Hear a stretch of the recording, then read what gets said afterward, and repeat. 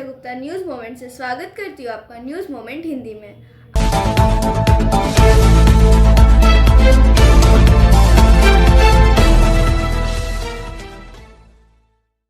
आज की खबरों की सुर्खियाँ कुछ इस प्रकार है।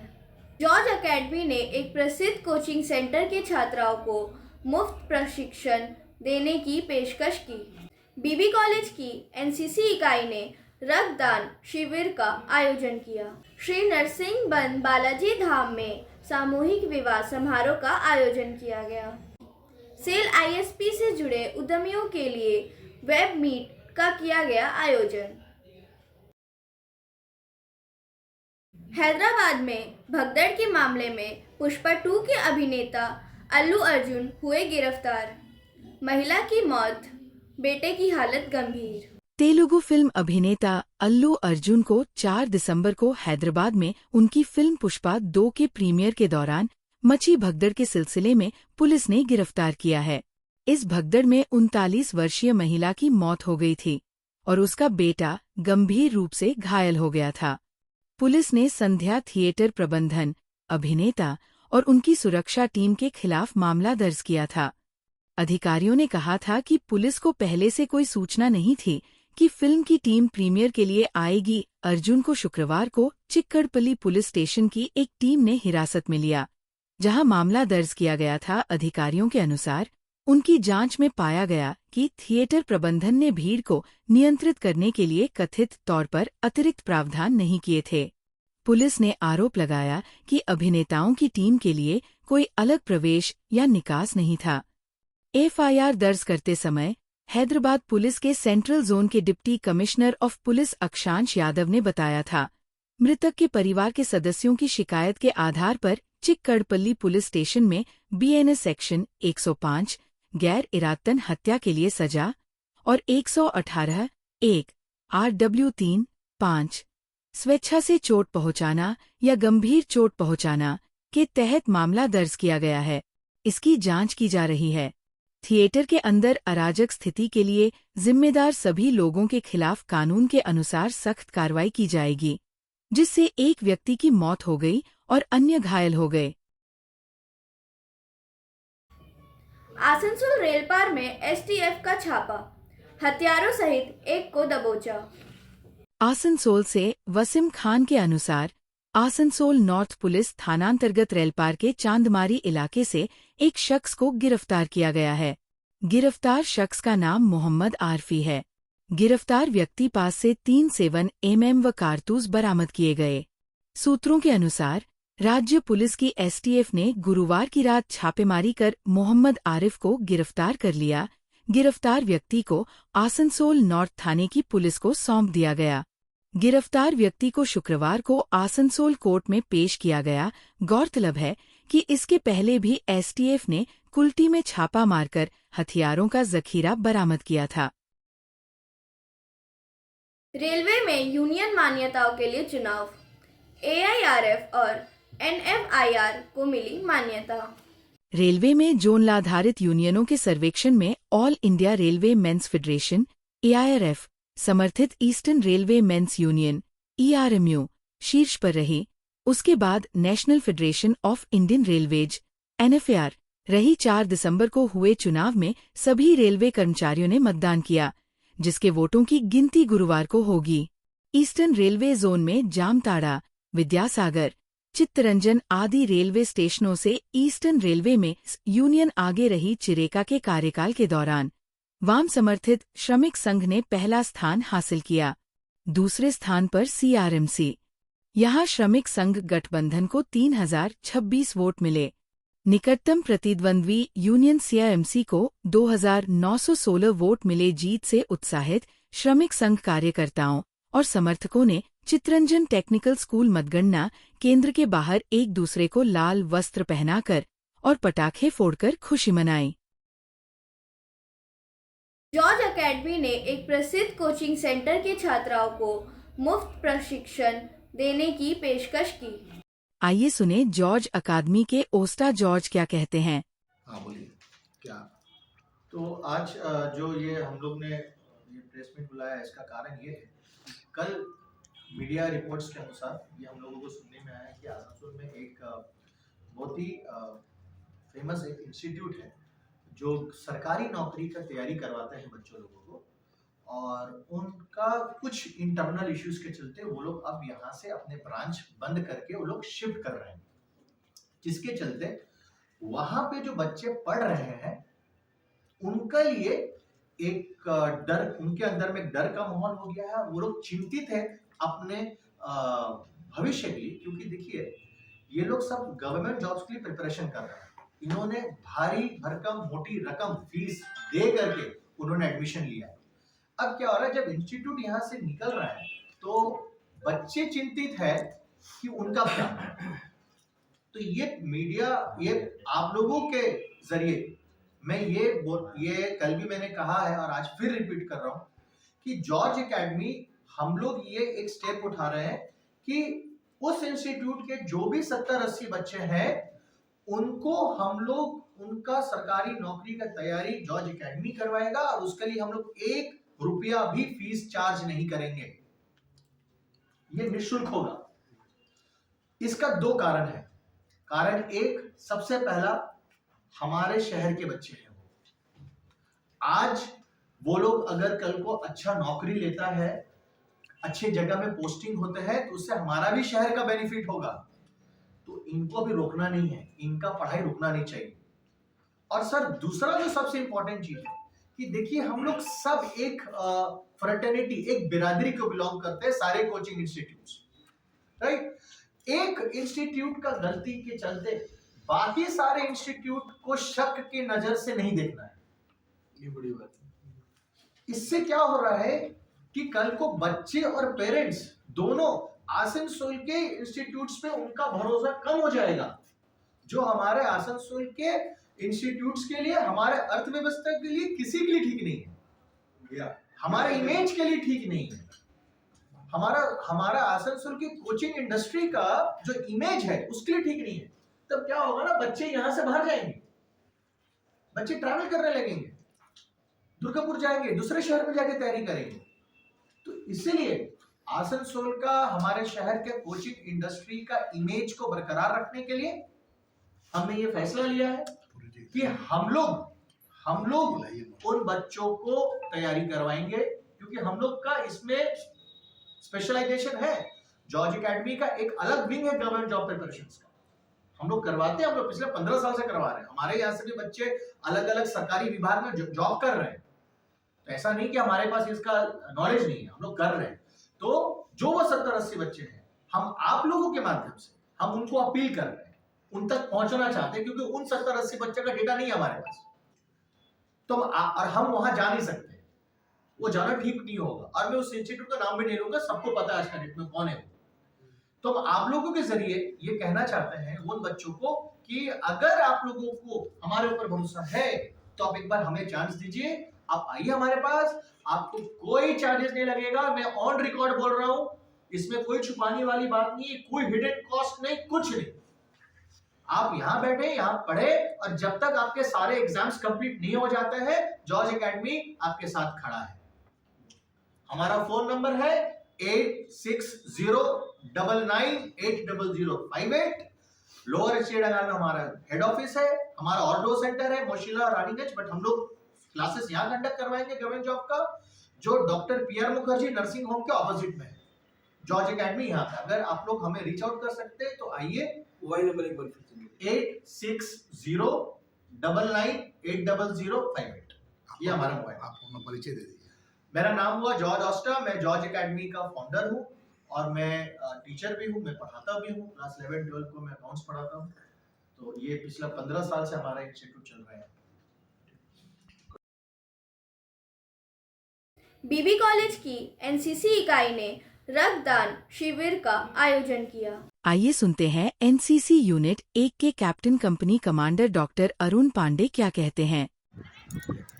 आज BB college NCC company 1 ten Bengal battalion की ओर से ब्लड डोनेशन कैंप हम लोग आयोजित किए हैं। ब्लड डोनेशन कैंप का मूल उद्देश्य एक तो एनसीसी के बच्चों में रक्तदान के प्रति जागरूकता पैदा करना, और दूसरा हॉस्पिटलों में जो रक्त की कमी है उसको अगर हम थोड़ा सा पूरा कर पाए, ये हम लोग का प्रयास है। और हम लोग का मानना है कि रक्तदान जो है वो राष्ट्र की सेवा है, और एनसीसी के लिए सबसे पहले जो है नेशन फर्स्ट। तो हम लोग राष्ट्र की सेवा के लिए, बच्चों को उद्बुद्ध करने के लिए, बच्चों में देश प्रेम, समाज प्रेम, और इसको करने के लिए आज हम लोग ब्लड डोनेशन कैंप कर रहे हैं। उम्मीद है कि फिर हम लोग साल में एक बार ब्लड डोनेशन कैंप करते हैं, फिर हम लोग अगले साल भी ब्लड डोनेशन करेंगे। कॉलेज का पूरा सहयोग हमारा रहा है। आज प्रिंसिपल अभी तक नहीं आए हैं, वो अगर आएंगे तो यहाँ आएंगे ही, वो व्यस्त है विभिन्न कारणों से विभिन्न जगहों पर। तो प्रिंसिपल का सहयोग रहा है, पूरे कॉलेज का सहयोग रहा है, और हम लोग एनसीसी जो सामाजिक और राष्ट्र के लिए जो काम करती रही है ब्लड डोनेशन में, उसी दिशा में एक सफल प्रयास हम लोग का है। और बर्नपुर ब्लड डोनर एसोसिएशन के जो हमारे प्रवीण हैं, हमारे बड़े भाई, उनका सहयोग आज से नहीं लगभग 30-35 वर्षों से रहा है। तो जब भी होता है मैं उनको बुलाता हूँ, वो हर बार की तरह आए हैं, और उनका अपना अनुभव है, आप उनसे जान लेंगे। बस ये आज का ब्लड डोनेशन सफलतापूर्वक चल रहा है। श्री नरसिंह बालाजी धाम में सामूहिक विवाह समारोह का आयोजन किया गया। आइए सुनते हैं बालाजी धाम के संतोष भाई जी क्या कहते हैं। स्टार्ट कीजिए। आज क्या क्या प्रोग्राम हो रहा है सर? श्री नरसिंह बालाजी धाम रजत जयंती महोत्सव मनाया जा रहा है, जिसमें 108 कन्या का विवाह है। आज 13 दिसंबर 38 कन्या का विवाह अभी थोड़ी देर में होने जा रहा है, जिसमें बक्सर से हमारे संत गुरु महात्मा श्री गंगापुत्र टीडंडी स्वामी जी महाराज पधारे हैं, और इनके सानिध्य में सारा कार्य हो रहा है। साथ में कार्यक्रम के संयोजक श्री दिलीप दास जी त्यागी जी महाराज, जो कि अयोध्या से लगभग 45 दिन से अपनी इस कार्य को सफल बनाने में लगे हुए हैं। धन्यवाद। आसनसोल नगर निगम के 63 नंबर वार्ड के अंतर्गत कुल्टी में हर भाग तालाब को भरकर भूमाफियाओं द्वारा बेचे जाने का आरोप। स्थानीय लोगों से ने स्वीकार किया कि यह एक तालाब था और वो बहुत पहले से इस तालाब के रूप में ही देखते आ रहे हैं। उनका कहना है कि इस तालाब के पानी का इस्तेमाल स्थानीय लोगों द्वारा रोज के कामों के लिए किया जाता था। लोगों ने बताया कि तालाब में मछली पालन भी होता था, लेकिन अब स्थिति बदल गई है। हालांकि उनका कहना है कि इस बारे में वह कुछ नहीं बता सकते। जिसने उसे खरीदा है वही इसका जवाब दे सकते हैं। वहीं इस बारे में कुल्टी ब्लॉक कांग्रेस अध्यक्ष ने कहा कि ये सिर्फ कुल्टी की बात नहीं है, आसनसोल और आसपास के विभिन्न इलाकों में इस तरह से अवैध गतिविधियां हो रही है। तालाब को भरा जा रहा है। इसके लिए उन्होंने सत्ता पक्ष के नेताओं के मिलीभगत का आरोप लगाया। पूर्व रेलवे द्वारा प्रमुख एक्सप्रेस ट्रेनों में स्लीपर क्लास कोच और वातानुकूलित कोच बढ़ाए गए। आसनसोल प्रमुख मेल एक्सप्रेस ट्रेनों में स्लीपर क्लास कोच और वातानुकूलित श्रेणी के कोचों की संख्या बढ़ाना एक सतत पहल है, जिसका उद्देश्य यात्रियों के समग्र यात्रा अनुभव को बेहतर बनाना है। तदनुसार पूरे वर्ष टिकटों की अत्यधिक मांग को ध्यान में रखते हुए पूर्व रेलवे ने अस्थायी आधार पर निम्नलिखित एक्सप्रेस ट्रेनों में सामान्य श्रेणी के कोचों को बदलकर वातानुकूलित और स्लीपर श्रेणी के कोच बढ़ाने का निर्णय लिया है। निम्नलिखित एक्सप्रेस ट्रेनों में एक सामान्य द्वितीय श्रेणी के कोच के स्थान पर एक अतिरिक्त स्लीपर द्वितीय श्रेणी के कोच को जोड़ा जाएगा। 12,319 बटा 12,320 कोलकाता ग्वालियर कोलकाता सुपरफास्ट एक्सप्रेस 18 दिसंबर 2024 से 15 जनवरी 2025 तक कोलकाता से चलेगी और 19 दिसंबर 2024 से 16 जनवरी 2025 तक ग्वालियर से चलेगी। 12,357 बटा 12,358 कोलकाता अमृतसर कोलकाता दुर्गियाना एक्सप्रेस 17 दिसंबर 2024 से 14 जनवरी 2025 तक कोलकाता से चलेगी और 19 दिसंबर 2024 से 16 जनवरी 2025 तक अमृतसर से चलेगी। 13,135 बटा 13,136 कोलकाता जयनगर कोलकाता साप्ताहिक एक्सप्रेस 21 दिसंबर 2024 से 11 जनवरी 2025 तक कोलकाता से चलेगी और 22 दिसंबर 2024 से 12 जनवरी 2025 तक जयनगर से चलेगी। 12,329 बटा 12,330 सियालदह आनंद विहार सियालदह संपर्क क्रांति एक्सप्रेस 17 दिसंबर 2024 से 14 जनवरी 2025 तक सियालदह से चलेगी और 18 दिसंबर 2024 से 15 जनवरी 2025 तक आनंद विहार से चलेगी। 12,379 बटा 12,380 सियालदह अमृतसर सियालदह जलियांवाला बाग एक्सप्रेस 20 दिसंबर 2024 से 10 जनवरी 2025 तक सियालदह से चलेगी और 22 दिसंबर 2024 से 12 जनवरी 2025 तक अमृतसर से चलेगी। 12,361 बटा 12,362 Asansol Chhatrapati Shivaji Maharaj terminus Asansol Mumbai CSMT superfast express 22 दिसंबर 2024 से 12 जनवरी 2025 तक आसनसोल से चलेगी और 25 दिसंबर 2024 से 15 जनवरी 2025 तक छत्रपति शिवाजी महाराज टर्मिनस से चलेगी। 12,376 बटा 12,375 जसीडीह तांबरम जसीडीह साप्ताहिक सुपरफास्ट एक्सप्रेस 18 दिसंबर 2024 से 15 जनवरी 2025 तक जसीडीह से चलेगी और 21 दिसंबर 2024 से 18 जनवरी 2025 तक तांबरम से चलेगी। 13,151 बटा 13,152 कोलकाता जम्मू तवी कोलकाता एक्सप्रेस 16 दिसंबर 2024 से 15 जनवरी 2025 तक कोलकाता से चलेगी और 18 दिसंबर 2024 से 17 जनवरी 2025 तक जम्मू तवी से चलेगी। निम्नलिखित एक्सप्रेस ट्रेनों में 2 सामान्य द्वितीय श्रेणी के कोच के स्थान पर 2 अतिरिक्त वातानुकूलित इकोनॉमिक AC 3 टियर कोच को जोड़ा जाएगा। 12,325 बटा 12,326 कोलकाता नांगल डैम कोलकाता गुरुमुखी एक्सप्रेस 19 दिसंबर 2024 से 9 जनवरी 2025 तक कोलकाता से चलेगी और 21 दिसंबर 2024 से 11 जनवरी 2025 तक नांगल डैम से चलेगी।